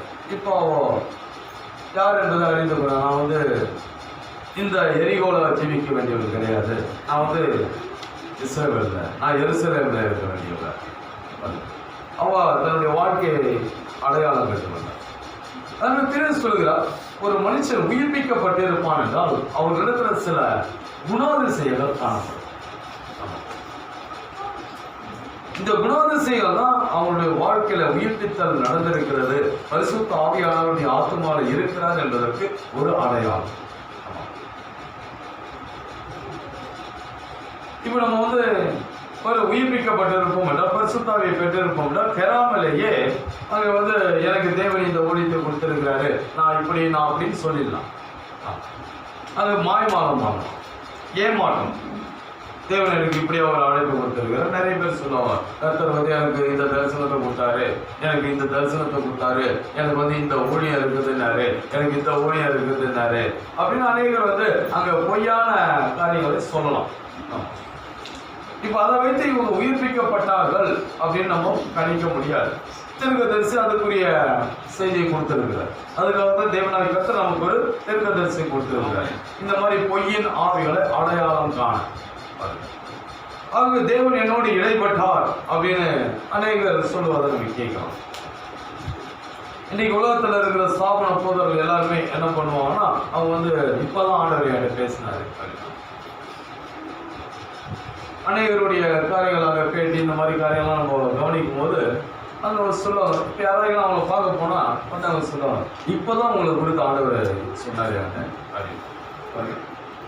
அது ஒரு பொய்யான ஒரு காரியம், அது ஒரு தவறான ஒரு அசுத்தாவி. அது அப்படி கிடையாது. இப்போ இந்த ஆவிகளை நாம் எப்படி அடையாளம் காண்றது? அவருடைய வாழ்க்கையில ஒரு காரியம் நடக்கும், ஆத்மா உயிர்ப்பிக்கப்பட்டிருக்கும் என்றால் இதுதான் ஒரு முக்கியமான ஒரு அடையாளம். பரிசுத்த ஆவியானவர் ஒரு மனுஷனுக்குள்ளே ஸ்திரீக்குள்ளே இருக்கிறார் என்றால் அங்கே ஒரு காரியம் நடக்கும். என்ன காரியம் என்றால் அவருடைய தவறுகளை அவர்கள் உணருவார்கள், அவருடைய பிழைகளை அவர்கள் சரி செய்து கொள்வார்கள். இதுதான் பரிசுத்த ஆவியானவர் ஒரு மனிதனோட இடைபடுகிறார் என்பதற்கு அடையாளம். ஒரு மனுஷனுக்குள்ள தேவன் அங்கே உயிர்ப்பிக்கும் வல்லமையை அனுப்பி இருக்கிறார் என்பதற்கு அடையாளம். தன்னுடைய தவறு அவங்க முதல்ல உணர்வாங்க. இவங்க சரியில்லை, அவங்க சரியில்லை, இது சரியில்லை, அது சரியில்லை அப்படின்னு சொல்ல மாட்டாங்க. நான் எப்படி இருக்கிறேன் அதை தான் பார்ப்பாங்க. என்னுடைய வாழ்க்கை சுவிசேஷத்திற்கு தகுதியாய் அமைந்திருக்கிறதா, என்னுடைய ஜீவியம் வேதத்துக்கு தகுதியாக இருக்கிறதா, வேதத்தோட பொருந்துதான். இதை அவங்க என்ன பண்ணுவாங்கன்னா அங்க அடையாளம் காண்பாங்க, இதை ஆராய்வாங்க. இதுதான் வந்து பார்த்தீங்கன்னா ஒரு மனுஷன் பரிசுத்த ஆவியானவரோடு இடைபடுகிறான், பரிசுத்த ஆவியானவர் அந்த மனுஷனோடு இடைபடுகிறார் என்பதற்கு ஒரு அடையாளம். ஆனால் அந்த பிழைகளை உணரவில்லை என்றால், அவருடைய தவறுகளை உணரவில்லை என்றால், எவ்வளவுதான் செய்தியை கேட்டாலும் எவ்வளவுதான் வார்த்தையை கேட்டாலும் அவங்க அதை உணரவே மாட்டாங்க, விரோதமாக தான் செயல்படுவாங்க. இருக்க இன்னும் மோசமாகவே தான் போயிட்டு இருக்கும். பாருங்க, வர வரமாகவே கழுத போலாம், அந்த மாதிரி அது வர வர கழுதியாக மாறும். அதுக்கப்புறம் வந்து பார்த்தீங்கன்னா நாயாக மாறும். அதுக்கப்புறம் முடியே இல்லாமல் சொல்லி முடிச்சு அப்படியே ரோட்டில் அலைஞ்சி அதுக்கப்புறம் என்ன பண்ணோம், செத்து போயிடும் எதனா ஒரு மூலி. இது வந்து பார்த்தீங்கன்னா ஆவியானவர் இடைபடாது. பாருங்க, ஆனால் ஆவியானவர் இடைபடுவார் என்றால் அவருடைய தவறுகளிலிருந்து, அவனுடைய பிழைகளிலிருந்து அவங்க அதை சிந்தித்து, நான் இப்படி இருக்கக்கூடாது, நான் என்னை மாற்றிக்கொள்ள வேண்டும், என்னுடைய ஜீவியம் ஒரு சாட்சியாய் மாறணும், என்னுடைய வாழ்க்கை ஒரு நிருபமா மாறணும், நான் தேவனை கனப்படுத்தணும், ஆண்டவரை என்னை நேசிக்கணும் அப்படின்ற அந்த ஒரு அனுபவத்துக்கு வருவார். இதுதான் ஆக அதற்கு அடையாளமாக நாம் பார்க்கும்போது தாவீதை எடுத்துக்கொள்ளும் அநேக உதாரணங்கள் இருக்கு. இன்னைக்கு ஒரே ஒரு காரியத்தை மட்டும் சொல்றேன். இப்போ அந்த தாவீதை எடுத்துக்கொள்ளும் பொழுது, இந்த தாவீதை அவன் என்ன செய்தான், அவன் யார் என்பதை அடையாளம் கண்டு கொண்டான். அவன் மேல் அபிஷேகம் வந்தது, அவன் மேல் அங்கே பரிசுத்த ஆவியானவர் வந்தார். இப்பொழுது அவன் நான் என்னுடைய உருவத்தை பார்க்க மாட்டேன், என்னுடைய சரீர பலத்தை பார்க்க மாட்டேன், நான் ஒரு சின்ன பையனா இருந்தாலும் நான் ராஜா அப்படின்ற அந்த கட்டத்துக்குள்ள வந்துட்டான். அதன் பிறகு பார்க்கும்போது அந்த உயிர்ப்பித்தல் அந்த வல்லமை அவன் பெற்ற பொழுது, அதன் பிறகு அவனுடைய வாழ்க்கையில நாம் இன்னொரு காரியத்தை பார்க்கிறோம். அவன் என்ன செய்தான் என்றால், 2 சாமுவேல் 21ஆம் அதிகாரம் 1வது வசனத்தை வாசி. தாவீதின் நாட்களில் 3 வருஷம் ஓயாத பஞ்சம் உண்டாயிருந்தது. அப்பொழுது தாவீது கர்த்தருடைய சமூகத்தில் விசாரித்தான். கர்த்தர் கிபியோனியரை கொன்று போட்ட சவுலுக்காகவும் இரத்தப்பிரியரான அவன் வீட்டாருக்காகவும் இது உண்டாயிற்று என்றார். ஆமென். இப்ப நான் பார்க்கிற அந்த தாவீது என்ன செய்தான் என்றால், அவனுக்கு அந்த தேசத்துல பஞ்சம், இப்ப அவன் ஆட்சி செய்து கொண்டு இருக்கிறான். திடீர்னு பஞ்சம் வந்துச்சு 3 வருஷம். பாருங்க, பயங்கர பஞ்சம், பயங்கர பஞ்சம், ரொம்ப ஆகார குறைவு ஏற்பட்டுச்சு, அங்க மரணங்கள் வருது. பாருங்க, இப்ப இவன் என்ன செய்தான் அப்படின்னா, உடனே ஏன் இது நடக்குது பாருங்க. இவன் அபிஷேகம் செய்யப்பட்டான். பாருங்க, அது இவன் என்ன செய்தான், கர்த்தரிடத்தில் விசாரிக்கும்படி சென்றான். பாருங்க, இப்ப அவன் என்ன செய்தான், ஆண்டவரிடத்துல போய் விசாரிக்கிறான். ஆண்டவரே, இந்த காரியம் ஏன் வருது? என்கிட்ட எதாவது தப்பு இருக்கா? என் குடும்பத்துல எதாவது தப்பு இருக்கா? நான் என்ன தப்பு பண்ணேன்? என்ன பாவம் பண்ணேன்? எதுக்காக இந்த காரியம் வருது? ஆண்டவரே, அதை குறித்து எனக்கு கொஞ்சம் சொல்லுங்க ஆண்டவரே. பாருங்க, அவன் என்ன செய்தான், அங்கே ஆண்டவருடைய சமூகத்துக்கு செல்கிறான், ஆண்டவரிடத்துல விசாரிக்கிறான். பாருங்க, அவன் உலக காரியங்களை ஆராயவில்லை. ஆமா, அவன் மற்ற ஜனங்களை ஆராயவில்லை. அவன் என்ன செய்தான் என்றால், அவன் தன்னை குறித்து ஆராய்ச்சி செய்ய எதனால இருக்கார். அதை ஆண்டவரிடத்துல போவோம். அப்போது ஆண்டவரிடத்துல விசாரிக்கும் பொழுது அங்க ஒரு காரியம் வருகிறது. அங்க என்ன நடந்ததுன்னா, இந்த சவுலுடைய குடும்பத்தை சேர்ந்தவர்கள் அங்கே கிபியோனியர்களை அங்கே கொடுமைப்படுத்தினார்கள். அவங்களை கொடுமைப்படுத்தக்கூடாது. ஏனென்றால் யோசுவா அவர்களுக்கு சுதந்திரத்தை கொடுத்திருக்கிறான் இஸ்ரவேல்ல. அவங்களை கொடுமைப்படுத்தக்கூடாது, அவங்களை கடினமா வேலை வாங்கக்கூடாது. ஏனென்றால் அவர்கள் அங்கே உடன்படிக்கை செய்து கொண்டார்கள் இஸ்ரவேலர்கள்.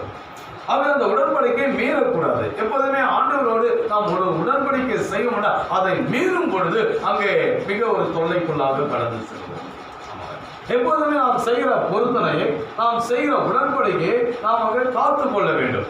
அது தேவனுடைய ஒழுங்காய் இருக்கிறது. தேவனாய் கர்த்தர் அந்த உடன்படிக்கையின் பேரில், அந்த வாக்குறுதியின் பேரில், அந்த ஐயாங்க காரியத்தின் பேரில் ஆண்டவர் அங்கே என்ன செய்யறாரோ ஆசீர்வதிக்கிறார். ஆகவே அதை நாம் என்ன செய்யக்கூடாது என்றால் மீறக்கூடாது. உடன்படிக்கையை மீறுவோம் என்றால், வாக்குறுதியை மீறுவோம் என்றால் அங்கே நாம் தொல்லைக்குள்ளே கடந்து சென்று விடுவோம். கர்த்தருடைய கோபத்துக்கு நாம் ஆளாகி விடுவோம். ஆமாங்க, எப்பவுமே அதை நம்ம செய்யக்கூடாது. அதை பற்றி நீங்க ரொம்ப கவனமா இருக்கும். எப்போதுமே ஒரு காரியத்தை நீங்க அறிக்கை செய்வீங்கன்னா, அதை மீறினால் தொல்லை வந்துவிடும். ஆமாங்க, அதை மீறினால் அங்கே பிரச்சனைக்குள்ள போயிடும். அதை மீறினால் சாபம் வந்துவிடும். அதை மீறினால் மரணம் வந்துவிடும். ஆமாங்க, ஆகவே நாம் எப்பொழுதுமே அதை மீறக்கூடாது, அதை காத்துக்கொள்ளணும். ஆகவே தான் அங்கே பொருத்தனை அப்படின்றது பார்த்தீங்கன்னா ரொம்ப யோசித்து நிதானமா அங்கே ஜபத்தோடு அதை நம்ம செய்யணும். ஏதோ சந்தோஷத்துல பண்ணிடக்கூடாது. நிறைய பேர் சந்தோஷத்துல உற்சாகம் மிகுதியில, ஆண்டவரே நான் இப்படி இருப்பேன், நான் இப்படி செய்வேன், நான் அதை செய்வேன், இதை செய்வேன் அப்படின்றோம். அதுக்கப்புறம் அதில் நிற்க முடியாது. அவங்க அதில் ஸ்டடியா இருக்க முடியாது. அவங்க என்ன செய்வாங்கன்னா அதை மீறிடுவாங்க. அது நிமித்தம் அவர்கள் தண்டனைக்குள்ளாக்கப்படுவார். ஆமாம், அதனால அதை குறித்து ரொம்ப கவனமா இருக்கும்.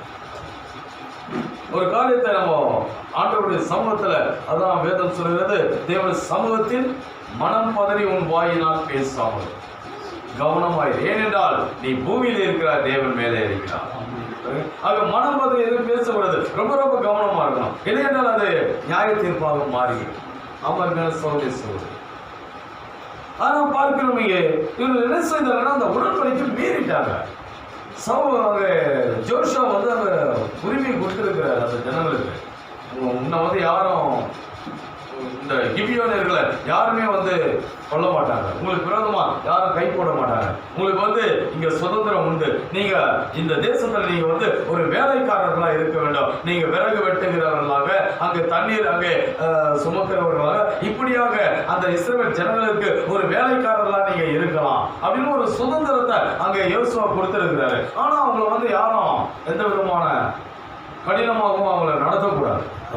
இப்படியா ஒரு உடன்படிக்கை இருக்கும்போது இந்த சவுல் குடும்பத்தார் என்ன செய்தார்கள் என்றால், இந்த கிபியோனியர்களை ரொம்ப கடினமா வேலைவாங்க, ரொம்ப கொடூரமா நடத்தினாங்க. அது இந்த கொடூரமா நடத்தினால ஆண்டவர் என்ன செய்தார்கள், தேசத்துல 3 வருஷம் பஞ்சத்தை கொடுத்தார். இந்த தேவன் உண்மை உள்ளவர். நம்முடைய தேவன் ஐயா உடன்படிக்கைக்கு கட்டுப்பட்டவர். ஆண்டவருடைய வார்த்தை நிமித்தம் ஒரு உடன்படிக்கை நடக்கும் என்றால் ஐயா அதை மீறக்கூடாது. அப்படி மீறினால் அது பாவமாகி எவ்வளவு கவனமாக இருப்பாங்க.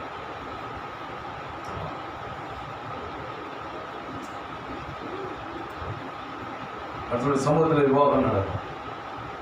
ஆனால் அந்த உடன்படிக்கையை மீறும் பொழுது அது பாவமாகி நீ நிறைய டைவர்ஸ் சொல்ற ஐயா அது பாவம், நிறைய பாவம் மனிதன், அது சாபம்.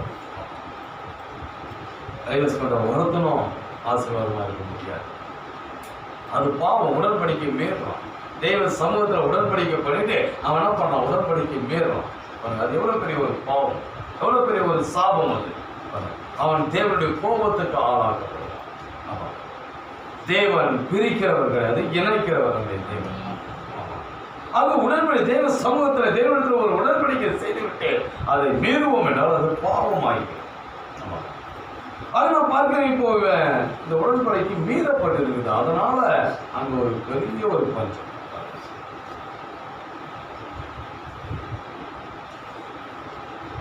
இப்ப பார்க்கிறீர்களா, இந்த தாவீது அவன் அபிஷேகம் பண்ணப்பட்டவனாயிருந்தான், அவன் உயிர்ப்பிக்கப்பட்டவனாயிருந்தான்.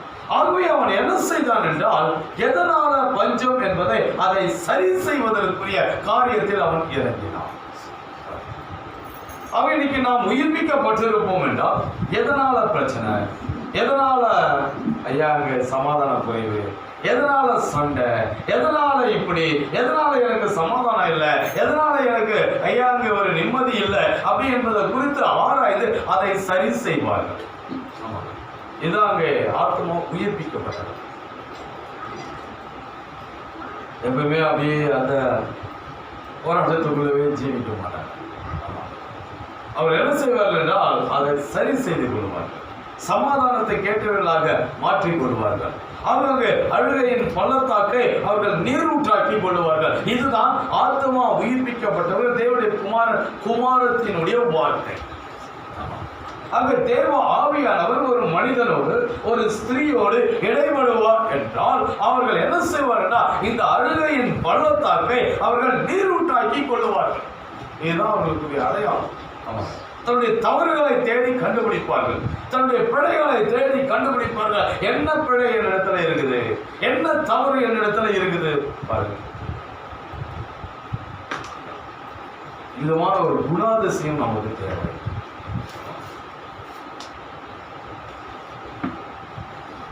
அந்த குணாதிசயம் இல்லை என்றால் கர்த்தர் நம்மோடு இடைபடவில்லை என்றார். அதுக்கு கருமையான சோழனீஸ்வரி அமிதமான ஒரு குணாதிசயம் நமக்கு இருக்குதா அப்படின்னு ஆராய்ப்பாங்க. என்கிட்ட என்ன தப்பு இருக்குது அப்படின்னு ஆராய்ப்பாங்க. ஏன் என்னால் வார்த்தையோட ஒத்து போக முடியல? எவ்வளோ பேர் ஒத்து போகிறாங்களே, எவ்வளோ பேர் வார்த்தை கேட்டு ஆமேன்னு அழுவியாரு சொல்கிறாங்களே, எவ்வளோ பேர் சந்தோஷமாக வார்த்தை கேட்குறாங்களே, எவ்வளோ பேர் ஆமேன்னு சொல்கிறாங்களே, ஏன் என்னால் அந்த வார்த்தையோட ஒத்து போக முடியல? ஏன் என்னால ஆமீன் சொல்ல முடியல?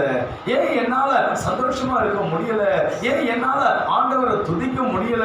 ஏன் என்னால ஆண்டவரை ஆர்ப்பரிக்க முடியல? என்னால ஏன் இப்படி இருக்க முடியல? இதை குறித்து நாம் என்ன செய்யணும்னா ஆராய்ச்சி செய்ய வேண்டும். மற்றவங்க நம்புற இதுதான் உயிர்ப்பிக்கும் வல்லமை ஐயா அவர்களுக்குள்ளே கிரியை செய்கிறது என்பதற்கு அடையாளம்.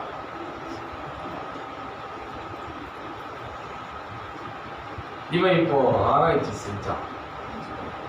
ஆராய்ச்சி செய்த பொழுது ஐயா அங்கு இந்த கிபியோனியர்களை கொடுமைப்படுத்துறதுனால தான் இந்த பிரச்சனை, இந்த பஞ்சம், இந்த சமாதான குறைவு, இந்த மரணம் அது அவனுக்கு வெளிப்படுத்தப்பட்டது. ஆமாம், நாம் ஆண்டவரை தேடுவோம் என்றால் நமக்கு வெளிப்படுத்துவார். நாம் கர்த்தரை தேடுவோம் என்றால், நாம் முழங்கால் படியிடுவோம் என்றால் கர்த்தர் என்ன செய்வார் என்றால் நமக்கு வெளிப்படுத்துவார். ஆண்டவர் எப்பவுமே இப்படிதான் வெளிப்படுத்துவார். மொத்தம் மூலியமா வந்து வெளிப்படுத்ததில்லை. ஆண்டவர் நம்ம முழங்கால் படியிடுவோம் என்றால், நம்மை குறித்து நாம் ஆராய்வோம் என்றால் கர்த்தர் என்ன பண்ணுவார்? நமக்கு வெளிப்படுத்துவார். நாம் முழங்கால் படியிட வேண்டும், நம்மை குறித்து ஆராய வேண்டும், அப்போ நமக்கு ஆண்டவர் வெளிப்படுத்துவார். இதுதாங்க பைபிள். இப்படிதான் தாவீதோடு ஆண்டவர் இடைப்பட்டார். அதனால தான் அவன் இருதயத்துக்கு ஏற்றவனாய் மாறினான். இப்போ பாருங்க கிபியோனியரால தான் அவங்கள வந்து கொடுமைப்படுத்துறதுனால தான் இப்போ தெரிஞ்சுக்கலாம். இப்போ அவன் என்ன செய்தான்னா இப்போ கிபியோனியரை கூப்பிடலாம். இப்போ என்ன செய்வது? இப்போ இந்த பஞ்சம் தேடணும். இப்போ என்ன பண்ணலாம்? இப்போ இந்த கிபியோனை கூப்பிட்டு, எப்பா உங்களால தான் இப்போ இந்த பஞ்சம் வந்துருக்குது, உங்களை யாரெல்லாம் கொடுமைப்படுத்தி, என்ன உங்க மேட்ரு என்ன அப்படின்னு கூப்பிட்டு கேட்குறாங்க. இப்போ சொல்றான், இந்த சவுல் குடும்பத்தில் இருக்கிற இந்த 7 பேர் எங்களை ரொம்ப கொடுமைப்படுத்துறாங்க, எங்களால் தாங்க முடியல, எங்களை அடிக்கிறாங்க, எங்களை மிதிக்கிறாங்க, அவங்க எங்களை ரொம்ப கொடூரமா நடத்துறாங்க, மிருகத்தை போல நடத்துறாங்க. யோசுவாவினுடைய அந்த உடன்படிக்கையை அவங்க மீறிட்டாங்க. இப்ப நான் சரி அதுக்கு என்ன செய்யலாம்? இப்போ சொல்றாங்க, எங்களை கொடுமை பண்ற அவங்கள எங்க கையில கொடுங்க, அவங்கள நான் வந்து தூக்கிடணும், அவங்கள கொல்லணும். இப்போ தாவீது என்ன பண்ணான்? சரி ஒப்பு கொடுத்தான். ஏன் அப்படின்னா ஜனங்களுடைய சமாதானத்துக்காக, தேசத்தினுடைய சமாதானத்துக்காக, தேசத்துல பஞ்சம் நீங்கணும். அதனால அவன் என்ன செய்தான்னா அந்த கிபியோனியர்களை, ஐயா கிபியோனியர்களிடத்துல அந்த சவுல் குடும்பத்தை சேர்ந்த அந்த 7 அந்த கொடூரமானவர்களை அங்க ஒப்பு கொடுத்தான். வார்த்தை உடன்படிக்கையை மீறினவர்களை ஒப்பு கொடுத்தான். வார்த்தைக்கு விரோதமாய் செயல்பட்டவர்களை, ஐயா உடன்படிக்கைக்கு விரோதமாய் செயல்பட்டவர்களை அவன் என்ன செய்தான்?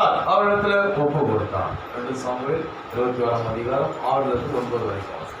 அவன் குமாரரில் 7 பேர் கர்த்தர் தெரிந்து கொண்ட சவுலின் ஊராகிய கிபியாவிலே நாங்கள் அவர்களை கர்த்தருக்கென்று தூக்கி போட எங்களுக்கு ஒப்பு கொடுக்கப்பட வேண்டும் என்றார்கள். நான் அவர்களை ஒப்பு கொடுப்பேன் என்று ராஜா சொன்னான்.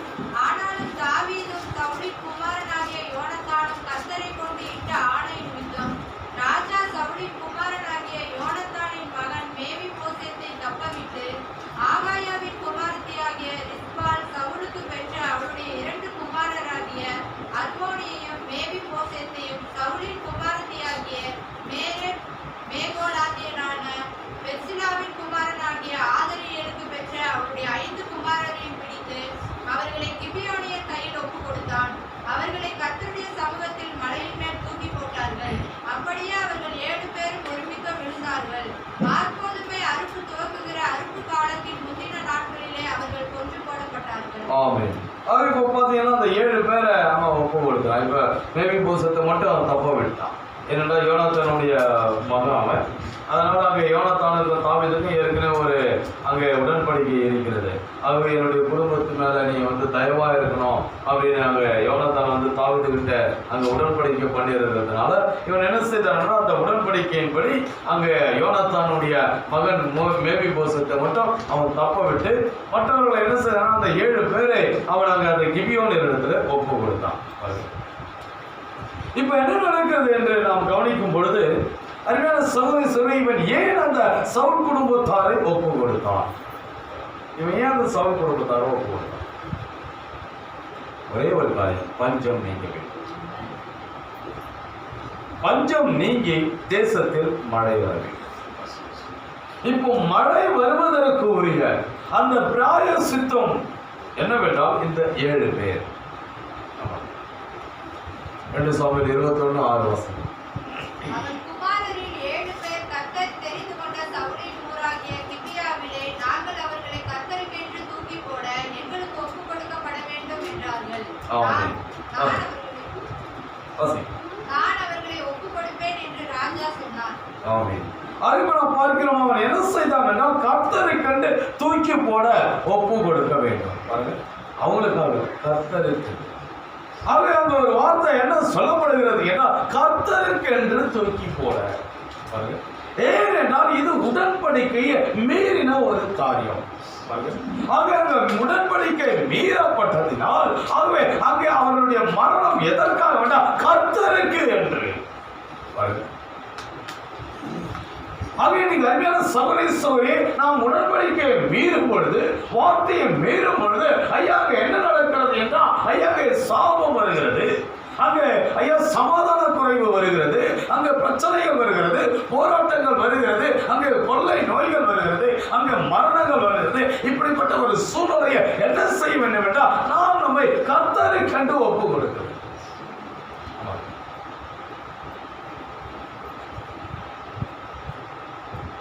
நம்முடைய ஆவியாத்மா சரீரத்தை கர்த்தரை கண்டு ஒப்பு கொடுக்க வேண்டும். நம்ம ஒரு சர்வாங்க தகுதியாக ஒப்பு கொடுக்க வேண்டும். நம்முடைய சுபாவங்களை ஐயா கர்த்தரை கண்டு ஒப்பு கொடுக்க வேண்டும். அப்படி நாம் ஒப்பு கொடுப்போம் என்றால் ஐயா அந்த ஒப்பு கொடுத்தல் எதை குறிக்கிறதா? அது ஒரு பலியாக இருக்கிறது. இப்ப இந்த 7 பேரும் அங்கே கர்த்தரை கண்டு ஒப்பு கொடுக்கப்பட்டார்கள். அவர்கள் அங்கே கர்த்தருக்கு கொடுக்கப்படுகிற ஒரு பலியாக இருக்கிறார்கள். தேசத்துல பஞ்சம் தீர வேண்டும், மழை வர வேண்டும் என்றால், செழிப்பு வர வேண்டும் என்றால் ஒரு பலி கொடுக்கப்பட வேண்டியதாக இருக்கிறது.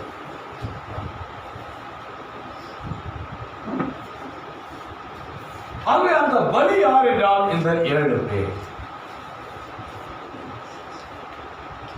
அந்த 7 பேர் பலியான பொழுதுதான் தேசத்திலே பஞ்சம் தீர்ந்தது, தேசத்திலே மழை வந்தது, தேசத்திலே செழிப்பு வந்தது, ஆண்டவருடைய கோபம் அவர்களை நீங்கியது. அந்த பலி கொடுக்கப்பட்ட போது அந்த உடன்படிக்கையை மீறினவர்கள் பலியானவர்கள். இந்த 7 பேரும் உடன்படிக்கை மீறினார். உடன்படிக்கை முழு இஸ்ரவேலர் யோசுவா செய்த உடன்படிக்கை முழு இஸ்ரவேலர்கள் 12 கோத்திரத்துக்கும் உரியது. அவங்க எந்த கோத்திரம் அதை மீறினாலும் அது அவங்களுக்கு சாகும். அதே இப்ப நாம் பார்க்கிறோம், இவர்கள் என்ன செய்தால் உடன்படிக்கை மீறினபடியா அங்கே ஐயா தேசத்துல பஞ்சம். அந்த உடன்படிக்கை மீறினவர்கள் என்ன செய்தாலும் பலியானார்கள். அவர்கள் பலியான பிறகுதான் பஞ்சம் நீங்கினது. நீங்க சகோதரி சொல்லி நாம் உடன்படிக்கையை மீறுவோம் என்றால் நாம் பலியாக வேண்டும், நம்மை ஒப்பு கொடுக்க வேண்டும், சர்வாங்க தகனபடியாய் ஒப்பு கொடுக்க வேண்டும். நாம் ஒப்பு கொடுக்கவில்லை என்றால் ஐயா இழக்கப்பட்டு போய்விடுவோம், நம்மை சார்ந்தவர்களும் இழக்கப்பட்டு போய்விடுவார்கள், தேசமே அழிந்து போகும். இந்த பலி கொடுக்கப்படவில்லை என்றால் இஸ்ரவேல் தேசமே அழிந்து போகும்.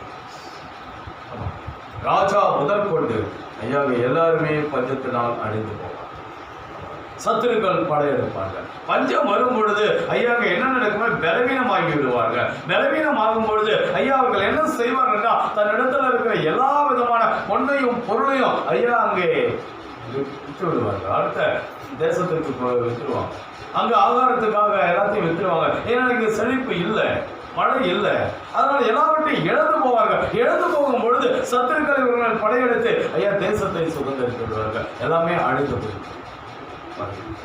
அந்த பலி இல்லை என்றால் சத்துரு நம்ம மேல் படையெடுப்பான், நம்ம இடத்துல இருக்கிற எல்லா செல்வமும் இழக்கப்பட்டு விடுவோம்.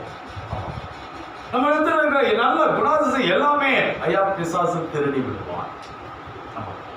அதை நாம் பார்க்கிறோம். அருமையான சகோதரி, முதலாவது ஐயா அங்கே கட்டளையை மீறக்கூடாது, பொருத்தனையை மீறக்கூடாது, உடன்படிக்கை மீறக்கூடாது.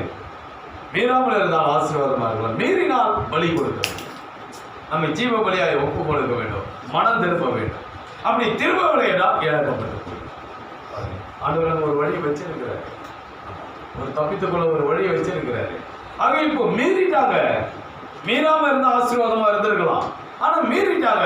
இப்ப மீறினாலும் அங்க ஆண்டவர் பலி கொடுப்பான். ஆனா தாவீது அங்கே பலி கொடுக்க மாட்டேன், இந்த சவுலுடைய குடும்பத்தை நான் பலி கொடுக்க மாட்டேன் சொல்லி இருந்தா ஐயா தேசம் அடைந்து போயிருக்கு. அதை நாம் பார்க்கிறோம். அருமையான சகோதரி, இன்னைக்கு நாம் கட்டளை மீறக்கூடாது, பொருத்தனையை மீறக்கூடாது, உடன்படிக்கையை மீறக்கூடாது, வார்த்தையை மீறக்கூடாது. அப்படி மீறிட்டா ஐயா ஒப்பு கொடுக்கும், மனம் திரும்பணும், கர்த்தரிடத்துல ஐயா அவருடைய பாதத்துல விழணும். அப்படி விடவில்லை என்றால் ஆண்டவர் கைவிட்டுருவார். விழுந்தா ஆண்டவர் கிருபையினால தூக்கி எடுப்பார். ஆக இன்னைக்கு அருமையான சகோதரி, ஆக அங்கே உயிர்ப்பிக்கப்பட்டவருடைய வாழ்க்கையில ஐயா இந்த ஒரு சுபாவம் இருக்கும், விழுந்து விடுவார்கள். கர்த்தருடைய பாதத்தில் விழுந்துருவாங்க, தன்னை சரிப்படுத்திக் கொள்வாங்க. எதை இழக்கணுமோ அதை இழந்துருவாங்க, எதை ஆண்டவருக்கு கொடுக்கணுமோ அதை கொடுத்துருவாங்க, என்ன செய்யணுமோ அதை செஞ்சிருவாங்க, அந்த லைன் அப்பா வந்துடுவாங்க. ஆமாம், அப்ப இது என்னவென்றால் உயிர்ப்பிக்கப்பட்டவர்களோடு ஆண்டவர் இடைபடுகிறார் என்பதற்கு ஒரு அடையாளம். ஆமாங்க, அவர்கள் தன்னை திருத்திக் கொள்வார்கள், தன்னுடைய வாழ்க்கையை ஐயா சரிப்படுத்திக் கொள்வார்கள், சரியான அந்த பாதைக்குள்ளே வந்திருக்கிறார்கள். அந்த பாதைக்குள்ளே வரவில்லை என்றால் யாருமே மேற்கொள்ள முடியாது, யாருமே உதவி செய்ய முடியாது. அவ்வளவுதான், ஃபினிஷ். அதோட அவங்க அப்படியே அழுது போக வேண்டாம். நிறைய ஜனங்க அப்படிதான் அவங்க சரிப்படுத்தாததுனால இன்னைக்கு பார்த்தீங்கன்னா எல்லாமே வந்து குடிகாரனா இருக்கான், எல்லாருமே வந்து பார்த்தீங்கன்னா ஒரு பிச்சைக்காரனா போல இருக்கான். நிறைய பேரை பார்க்கும்போது எல்லாம் பிச்சைக்காரனா ஆகிற மாதிரியே இருக்கான். பார்த்தா அடப்பாவி என்னடா இருக்கும், பார்த்தா பிச்சைக்காரனா நல்லா இருக்கலாம், நல்லா ட்ரெஸ் பண்ணி இருப்பான், அப்படி இருக்கிறாங்க. ஏனென்றால் சரிப்படுத்தாததுனால, தன்னுடைய வாழ்க்கையை ஐயா சரியா அங்க ஒழுங்குக்குள்ள கொண்டு வராததுனால இவங்க ஐயா சின்ன பின்னமாயிடுறாங்க. அவருடைய வாழ்க்கையில ஐயா அங்கே பிரிவினைகள் வந்துடுது, கணவன் மனைவியினுடைய வாழ்க்கையில பிரிவினை வந்துடுது. ஐயா அவங்க தவறான பாதைக்குள்ள சென்றாங்க, பிள்ளைகளுடைய வாழ்க்கை சீர்கட்டு போகுது, அவங்க மனமோல வாழுது, அது அங்க எங்கெங்கயோ சுத்தி அது வந்து ஐயா தாறுமாறா போகுது. ஏனென்றால் அவங்க அந்த லைன் அப்ல வராததுனால ஐயாங்க சந்ததியெல்லாம் அழிந்து போயிடும். ஆனால் அங்க எந்த ஒரு சகோதரி கர்த்தர் இடைபடும் போது அவர்கள் ஐயா அங்கு ஒப்பு கொடுக்கிறார்களோ, தன்னுடைய பிள்ளைகளை தவறுகளை சரி செய்து கொள்கிறார்களோ, ஐயா அவர்கள் ஆண்டவருக்கு கிருபை பாராட்டுகிறார். அவர்கள் ஐயா அங்கு உயர்த்தப்படுகிறார்கள், ஆசீர்வதிக்கப்படுகிறார்கள். அமர்மையான சகோதரி ஆகவே முதலாவது நாம் உயிர்ப்பிக்கப்பட வேண்டும். ஆமா, உயிர்ப்பிக்கப்பட வேண்டும் என்றால் வார்த்தையை காணப்படுத்த வேண்டும். வார்த்தையை ஜீவனை காட்டிலும் மேலாக காணப்படும். ஆமா, நம்முடைய சுபாவத்துக்கும் ஐயா அந்த வார்த்தைக்கும் சம்மந்தமே கிடையாது. நான் அப்படிதான் அப்படின்னாலாம் நம்ம முன்னேற முடியாது, சமாதானம் இருக்காது. சுபாவத்தில் தூக்கி போட்டுருந்தோம், வார்த்தை என்ன சொல்லுது அதுதான். நம்முடைய ஆவியாத்மா சரீரத்தை வார்த்தைக்கு கீழ்படுத்திடும். அப்படி இருந்தால் தான் நம்ம என்ன பண்ண முடியும், தப்ப முடியும். அமர்மையான சகோதரி இந்த வாழ்க்கைக்கு பிறகு இன்னொரு வாழ்க்கை இருக்கிறது, ஆசீர்வாதமான ஒரு வாழ்க்கை. உங்ககிட்ட பேசுகிறது பல மணி நேரம் பேசு, இது ஒரு 4 மணி நேரம் அவர்கிட்ட பேசினேன், காலையில் ஒரு 2 மணி நேரம், திருப்பி ஒரு 1 மணி நேரம் அந்த மாதிரி பேசிட்டேன். நிறைய கேள்வி கிறிஸ்து பிரங்காம் அந்த இதில் இருந்தது, நிறைய கேள்வி சொன்னாரு. இதான் அந்த பரலோகம் இருக்குது அப்படின்றத இப்படி உணர்றது, எப்படி அதை நான் விசுவாசிக்கிறது. அது அருமையான சோதனை பரலோகம் உண்டு, நித்திய ஜீவன் உண்டு. இந்த உலகம் ஒன்றுமே கிடையாது. இந்த உலகத்தில் எல்லாமே ஒரு சும்மா சின்ன ஒரு ஷேக்கிங் வந்தால் ஃபினிஷ், அவ்வளோதான், எல்லாமே முடிஞ்சு போச்சு கதை. ஆமாம், எப்போ என்ன நடக்கும் அப்படின்னு தெரியல, பொட்டுன்னு எல்லாம் செத்து போகுது. இப்போலாம் இப்போ வந்து கேரண்டியெல்லாம் கிடையாது. மருத்துவம் விஞ்ஞானம் இல்லாதப்பவே ஜனங்க வந்து பார்த்தீங்கன்னா அவங்க 90 வயசு 80 வயசு 100 வயசு 120 வயசு வாழ்ந்துருந்தாங்க. இப்போ எவ்வளோ விஞ்ஞானம் இருந்தாலும் எவ்வளோ மருத்துவம் தான் பொட்டுன்னு போயிடுது. ஆமாம், இப்போலாம் வந்து கேரண்டியும் கிடையாது யாருக்குமே. எவ்வளோ நீ பணம் வச்சிருந்தாலும் சரி, எவ்வளோ கோடியா வச்சிருந்தாலும் சரி, எவ்வளோதான் இருந்தாலும் சரி, எவ்வளோ பலசாலியா இருந்தாலும் சரி, அது பொட்டுன்னு போயிடுது. அது உத்தரவாதம் கிடையாது. அது கொடுக்கப்பட்ட காலத்துல என்ன பண்ணணும், ஐயா கர்த்தரை சார்ந்து ஐயா அக்கறைக்கு போயிடும். அவ்வளவுதான், கர்த்தரை அதிகமா நேசிங்க, ஆண்டவருக்காக ஜீவிங்க. கர்த்தர் என்ன செய்வாரு, ஐயா நித்திய ஜீவனை கொடுப்பாரு. அர்த்தம் செய்யுது. பகவலமையும் இரக்கமும் கிருபை நிறைந்த எங்கள் அன்பான ஆண்டவராகிய இயேசு கிறிஸ்துவை ஏதோ இந்த நாளிலும் தகப்பனே, இந்த உயிர்ப்பிக்கும் வல்லமையை தகப்பனே நாங்கள் பெற்றுக்கொள்ள எங்களுக்கு உதவி செய்யும் தகப்பனே. இது பெற்றவர்களுக்காக நன்றி, அதை பெறாதவர்களுக்காக ஜெபிக்கிறேன், அதை பெற்றுக்கொள்ள உதவி செய்யும். ஆமாம் ஆண்டவரே, எங்களுடைய தவறுகளை எங்களுடைய பிழைகளை நாங்கள் ஆண்டவரை உணர உதவி செய்யும் தகவனே. இனி காலம் செல்லாது ஆகிய ஆண்டவரே, நல்லதொரு சாட்சியோடு உத்தமமாய் நாங்கள் வாழ எங்களுக்கு உதவி செய்யும் ஆண்டவரே. இதோ எங்களை குறித்ததான ஆண்டவரே ஒரு கர்த்தாவை சாட்சி இந்த உலகத்தின் மத்தியில் காணப்பட உதவி செய்யும்.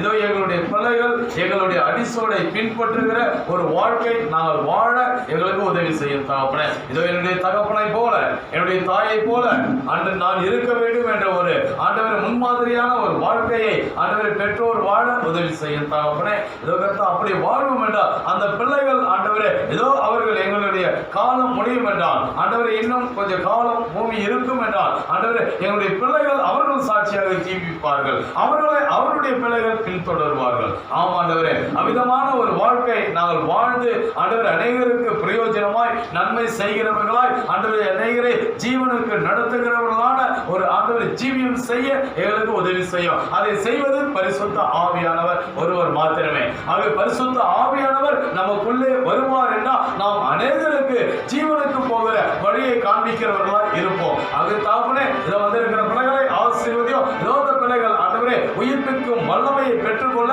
உதவி செய்யும் தகப்பனே. இதோத பிள்ளைகள் தங்களுடைய பிழைகளை தவறுகளை உணர்ந்து இந்த பிள்ளைகள் நல்லதொரு வாழ்க்கை வாழ உதவி செய்யும். நான் இப்படி இருப்பேன் என்று இல்லாமல் என் தேவனுடைய விருப்பப்படி நான் ஜீவிப்பேன் என்று ஜீவிக்க உதவி செய்யும் தகப்பனே. அது ஒன்று மாத்திரமே எங்களை அக்கறைக்கு கொண்டு செல்கிறது. அவைகளை பாதுகாத்துக் கொள்ளும், வழி நடத்தும். வந்த ஒவ்வொருவரையும் ஆசீர்வதியும், தேவைகள் எல்லாவற்றையும் சந்தியும். எங்களை நாம் தாழ்த்துகிறோம். எல்லா துதி கன மகிமையும் ஒருவருக்கே செலுத்துகிறேன். கர்த்தராகிய இயேசு கிறிஸ்துவின் வெளியேற பெற்ற நாமத்தில் ஜெபிக்கிறேன். ஆமென். நாம் எழுந்திருந்து நாம் ஒரு பாடலை பாடுவோம்.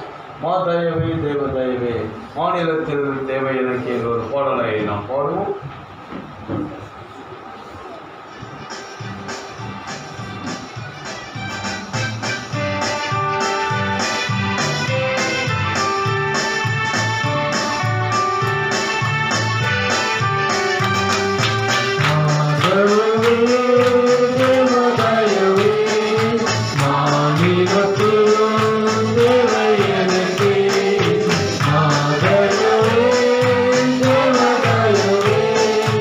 Amen.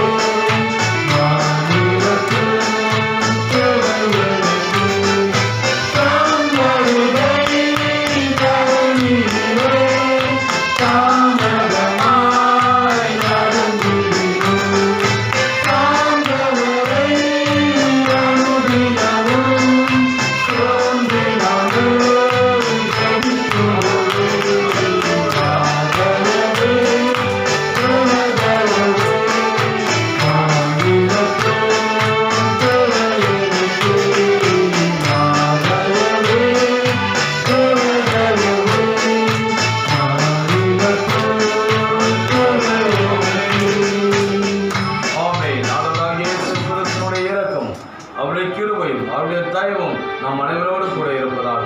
கர்த்தர் தாமே நம்மை ஆசீர்வதிப்பாராக.